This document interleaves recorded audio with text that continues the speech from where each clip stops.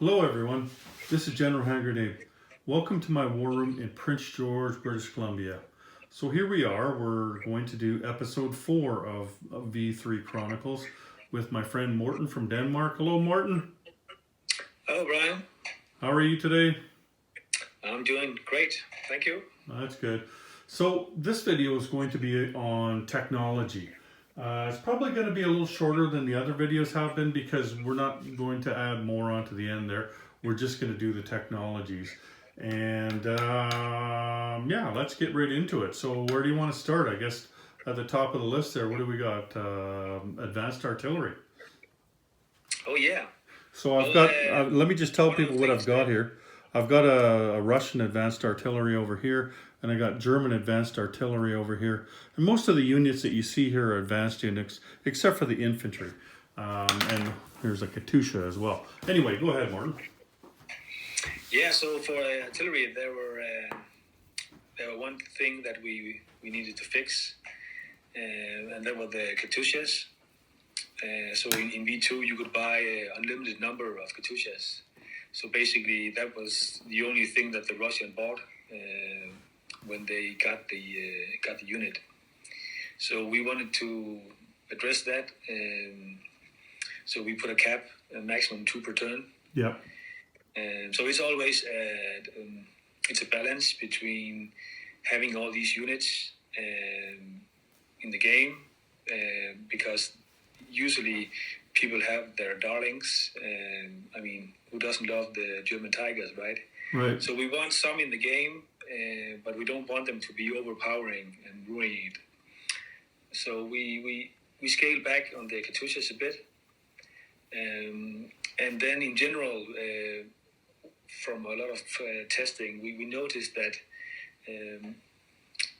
it was mostly Russia who went after the advanced artillery technology.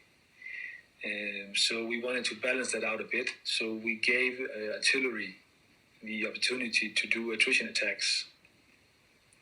So basically, we made advanced artillery a bit better than in version 2 to motivate players to go after the technology.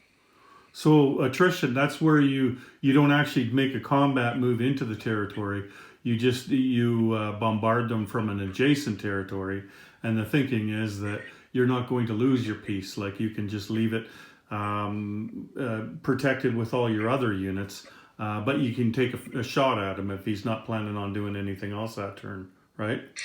Yeah, precisely. So basically, if you're stacking up against one another, or one is turtling, having advanced artillery is really a good idea to take a punch at your opponent each turn.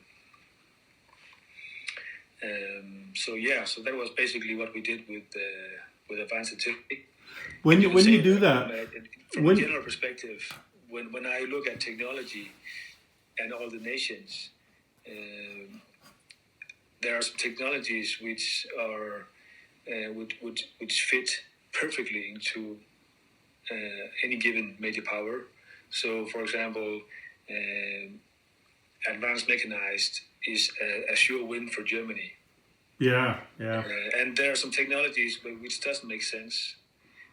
So we also gave a lot of thought of how can we broaden the spectrum up a bit, so that how can we motivate nations that perhaps are more interested in other things to look into other technologies. Yeah. So that were some of the ideas we had. Could I ask you a quick question there? So with your advanced artillery, could you move at a space and then make an attrition attack from next door, or does it have to start in the territory that it's shooting from?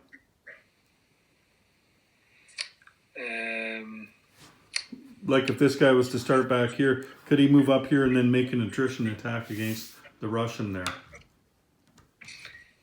No, he has to begin. Yeah. In the zone. Okay. Yeah. Yeah, and what about terrain? Would mountains make him attack at one less, or just attack at the same? It will be the same. Basically, okay. We chose the same the two to be the same with the carpet bombing. Okay. Okay. to make it as simple as possible. Yeah. Yeah, really the terrain is, it presents the challenges of moving into position more than anything, right? It's it's not like the mountain stops your shells from hitting people or anything. Anyway, so what else we got here? So was mechanized. The tech works great, beneficial for a lot of nations. It's my all-time favorite, personally, for Germany. So we didn't change that much. Heavy armor, also a good technology. We simplified things a bit. In version 2, the Tigers had a bit different stats. So we gave them the same stats, but gave them better target selection. Yeah. So, the advanced mechs, do you actually like those better for Germany than the Panzer Grenadiers? Because they're the same, you need the same technology for them. Well, I like both. The Panzer Grenadiers are great because they can blitz on their own. Yeah. So they can really do a lot of damage in Russia, especially. Yeah. Whereas the advanced mechs blitz 2-to-1 with a tank, right?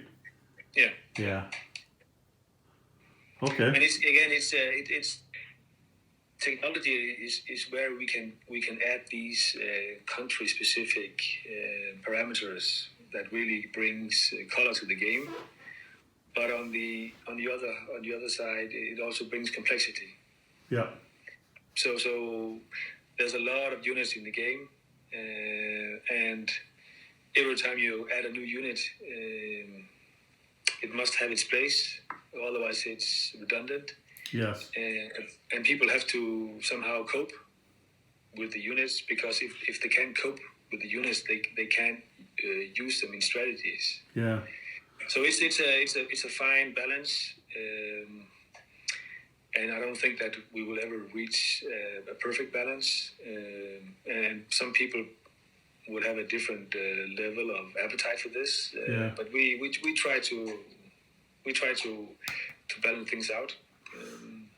I know myself when I started, and a lot of what I hear from new players is that with so many unit types, they really don't know what to do with them. It does take a while. It takes a few games before you realize, oh, this is what a medium bomber is good for. You know, it's each unit has its own strength and weaknesses, and it takes some time to figure that out. To how best to use them and what country to use them for. But that's what I like about the game, the complexity of it. It's not just everybody's got a tank and they all work the same, and you know it doesn't matter who buys it. But anyway, so what else we got? So then we had the jet fighters and the heavy bombers. Okay, let me just move the camera here. We reduced the price on those a bit. Okay. They were very expensive in V2, so we reduced the price. I think that heavy bombers cost 15, or if I remember correctly. Yeah. And jet fighters were 14, I think. So we reduced the price by 2 RPP to get them more into play. Yeah. The other thing is when you took off a stage on the build queue, you pretty much had to do that, because if a battleship was going to be $15, I mean, how could you possibly spend 14 on a jet fighter, right? It just the costs were not in line anymore. Then we have a long-range aircraft, and we have actually I've spent a lot of time on this one. If it's too powerful, or if it should be that it's only for newly produced units. So units already on the board, when you get the technology, would they also get the movement bonus? But even though I really like the idea of it would only be new units, playtesting showed that for once no one cared about the technology anymore. Yeah.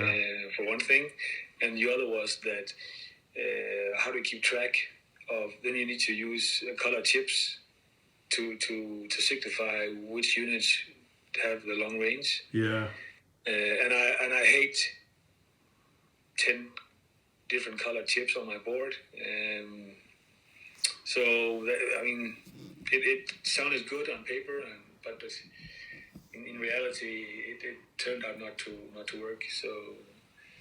So yeah, it's a very powerful technology, and it can really. I mean, I've had some games where if Germany got got long range, they were on stage 3, and if they got it, they were able to make a devastating attack on Gibraltar or somewhere else. So it was really nerve-wracking rolling the dice in the beginning. So great fun. Yeah, it would just be a nightmare trying to differentiate between the long-range aircraft and the aircraft you already had on the board. It's not like you're just talking about the heavy tanks or something, because there's not many of them on the board. But there's several different kinds of aircraft, and your board is just covered in them. And so that's a lot of chips to have to put down, even just, to begin with. And I think that just making them all long range was the right thing to do, just for simplicity. Yeah, and like we talked about in earlier videos, simplicity is extremely important. Yeah. So let's go. Let's move forward to advanced submarines. Okay. Let me move over to some water. We don't want to be driving our submarines through the. Okay, there we go. Can you see my transport there? Oh yeah. Okay. I want to kill it. Yeah. All right. So let's take advanced submarines, ASW, and radar in one go, because they're actually quite. So basically, there's a new convoy system in V-3, one that works really well. So let's perhaps talk about that in another video. Yeah. I know that you hated it the first time you heard about it in Tulsa, but I think that you came around eventually. Yeah. But let's say that before we go on, let me just tell people so they don't get confused. The reason I put a transport here is just so it looks like he's attacking somebody. He's not actually attacking a transport. He's attacking the convoy line. Go ahead, Morten. So let's say you have a transport, and if you get rid of the other stuff next to the transport. Okay. So then comes the subs around. The sub comes around and he raids the convoy, and he does that at +2 modifier. It's +4 for advanced, isn't it? Or do you want a regular sub? Just a regular sub. Okay, here's a regular sub. So he's +2, and so the defender typically has to do something about it, because otherwise it gets expensive quickly. So he puts a destroyer on escort duty. Okay. So now he's +1. So now the sub only has a +1 advantage. Right. So let's say that the defender gets ASW technology. Okay. So now he rolls at plus. He also gets +1 for that one. So now they're even. Yeah. So now the business case for a submarine is quite bad, actually, because ASW also makes the convoys shoot back. That's right. They shoot back at 2. So basically, now, if I were the aggressor here, I would say, well, I have to stop doing convoying, because it's a bad business case for me. Yeah. But now I get advanced submarines. So now, instead of regular submarine, I throw an advanced submarine in the mix. Now I'm +4. So now I am +2 again. Yeah. So now it makes sense for me again to do convoy raiding. So now the defender, okay, well, I need to step up as well. So he gets radar. And radar gives +2. So now they're even again. So this technology arms race regarding convoys is actually, if if one side gets advanced submarines and the other side doesn't do anything about it, he will get hammered in convoy. So it is, you have to what are your opponents researching? And if Germany is going after advanced submarines, you have to do something about it as the allied player. Yeah. So this is we wanted to give this, build this arms race around these convoy modifiers. We did simplify things a bit and rewrote some of the rules so that it was a bit unclear in version 2 exactly. Did it require an escort ship to shoot back and stuff like that? So, but now things are quite simple and easy to understand and works quite well. So advanced submarines are a pain in the ass because they're hard to kill.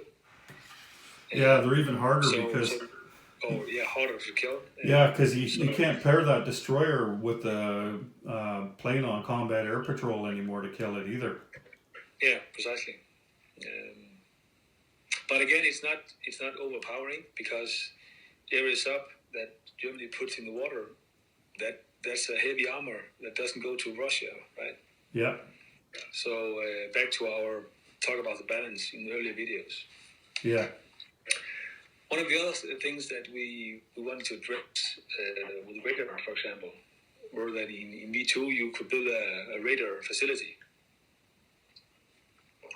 But no one did it because, so let's remove the requirement for a facility and just say, well, when you get the tech, you get the benefit. Okay. So you can scramble an unlimited number of fighters. Yeah. It's actually quite powerful also in that regard. I never did it before either because it was like the fortified line. It had to be on a certain border, so I figured, what's the point? You build this facility and then they just come around the other way. It didn't seem right, Yeah, like you could only look one way. It didn't, Yeah, and you have to wait 1 or 2 turns to get it. Yeah. So you were almost in 45 anyway before you could do anything with it. So yeah. So, but like again, if someone is not using something in the game, it should be fixed or removed. So it's radar facilities are a great example of this.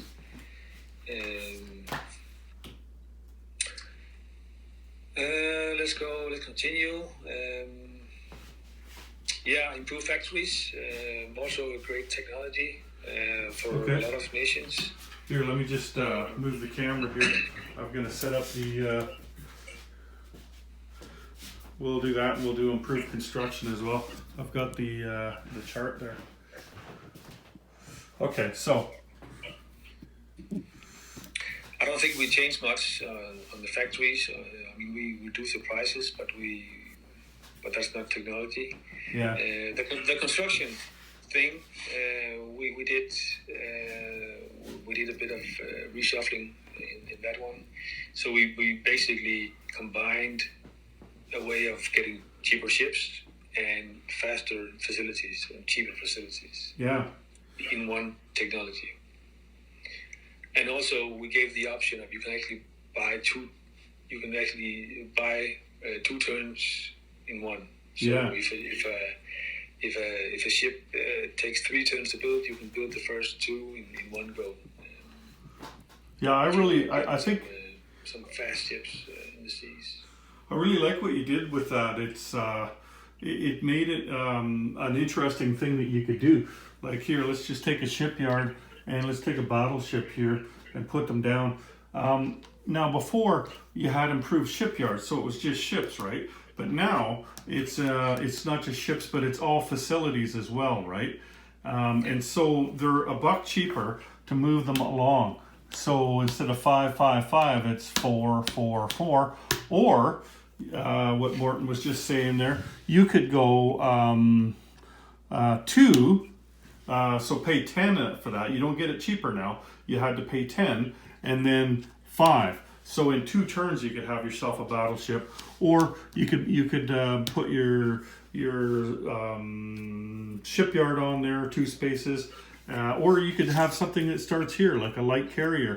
You could buy a light carrier in 1 turn if you had improved construction. You would have to pay full price for it. So you have that option where you can take a buck off each stage, or you can build it faster. And so I think that's really cool to give players the option of doing that. Anyway, go ahead, Morten. Yeah, and again, it's giving players options but still keeping it simple. And the extra production you get from shipyards, the extra capacity is the same for factories. Again, to keep things simple. Then there are the 2 new ships, the heavy carrier and the heavy battleship. Okay, let me just take us over there. So, yeah, there was the heavy battleships before, the American and the Japanese, but now you've made it a tech so that anybody could get them.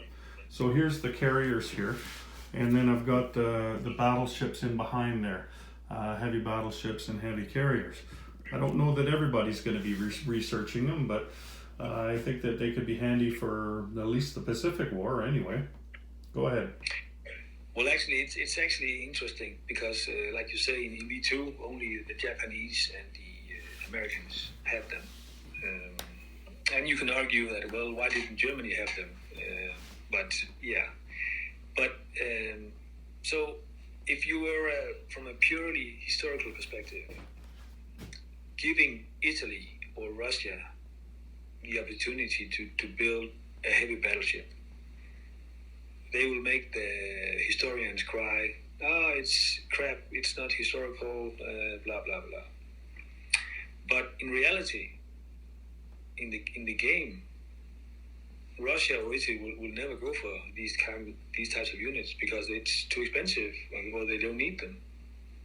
So there's no need to make a restriction on who can buy these, because to be honest, it's only feasible for a couple of nations. Yeah. So we actually simplified things a bit, but still it didn't make any difference in gameplay wise. Yeah. And it was also in V2 and in some of the expansions where you could get these heavy ships. It was always a challenge to actually get the ships on the board before the game ended.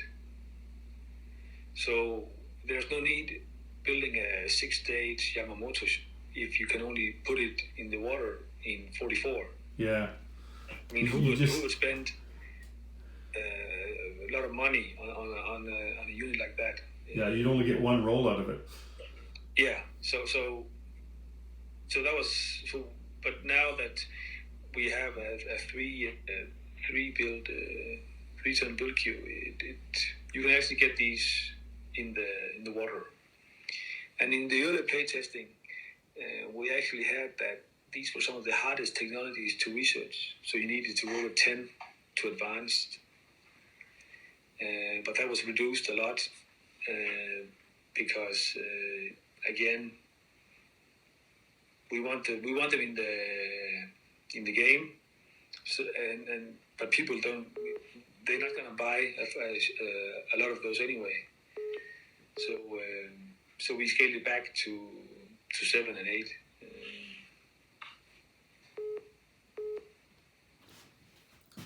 Yeah. What I find, like, people think, these heavy carriers are just too expensive and everything. But really, I mean, when you think about it, you can put 3 planes on this American carrier, for instance, right? So, and the good thing about an American carrier, here, let me just move this. The good thing about an American carrier is you've got a long way to go across the Pacific to use it, right? So you don't want to be going back and forth with your planes. There's just nowhere to land. And so for you to build a fleet carrier and an escort carrier, that actually costs 23 IPP, whereas one of these things, the heavy carrier, only costs 18 IPP. And so it is actually more cost effective to buy one of those instead of buying the other two carriers. So, like it does work for some nations, especially for the Americans or the Japanese if they want to go far, because the Japanese got lots of places to land here. So if the Japanese did want to go across to the States there, then it's a good idea for them to have the heavy carriers, right? Yeah, precisely. So if we continue to the attack transports, Yeah, we got them right here. also very very powerful tech. Um, so again, it's a way of in V2 there was a bit of advantage to the defenders because they could build fortifications and cheap cannon fodder, and it was basically very hard to do any amphibious landing. So as we adopted the terrain with all the penalties, we felt it was good to give the attackers some leverage here. So it's also a great tech for several nations. Yeah, to me, it seems like one of the most powerful techs that you can get if it's something that you can use. Obviously, Russia has much less use for it because most of their stuff is done on land anyway. But with the Americans and the Japanese again, and to a lesser extent the British, they do a lot of transporting and more amphibiously assaulting than anybody. So even though your attack transport is going to cost an extra $2 over a regular transport, you don't suffer double casualties, and so you can buy a regular infantry instead of a Marine to do the same thing. And so there you're saving $1 right there. And then when you're dropping off, you're dropping your tanks right off on the land on the first round of combat, or your artillery, or whatever kind of land unit you want. And so much powerful, more powerful for those nations that do amphibious assaults. Yeah, and we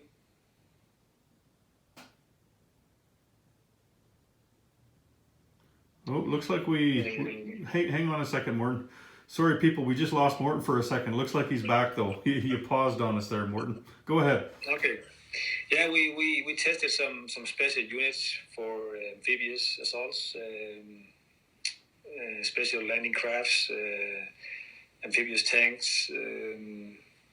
Some of them are in the Sea Lion expansion. Yeah. But it became too complicated. So it didn't work. So we just opted with the simple concept of if you have an attack transport, you can land anything participating in the first round of combat.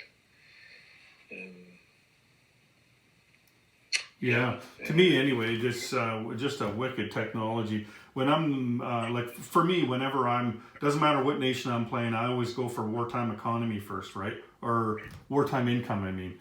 And then after that, that's whatever second place. So the Americans, the attack transports might even be second place for the Americans for as far as I'm concerned, because I don't have to buy all those Marines, and I can put tanks on my transports, and I can take them. It's going to take me 2-3 turns to get them across the water, and there I go. Like I'm attacking somebody. I don't need all those landing shots if I don't have them, or all those planes if I don't have them. I can actually have some punch with me, and I'm not going to suffer the double casualties. So it's such a good tech to have, especially for somebody like them. Anything else? Yeah, the last one actually, strategic rockets. Oh right, yeah. Okay, let's just move over. I think they're probably a game designer's nightmare, or at least it has been my nightmare for quite a long time.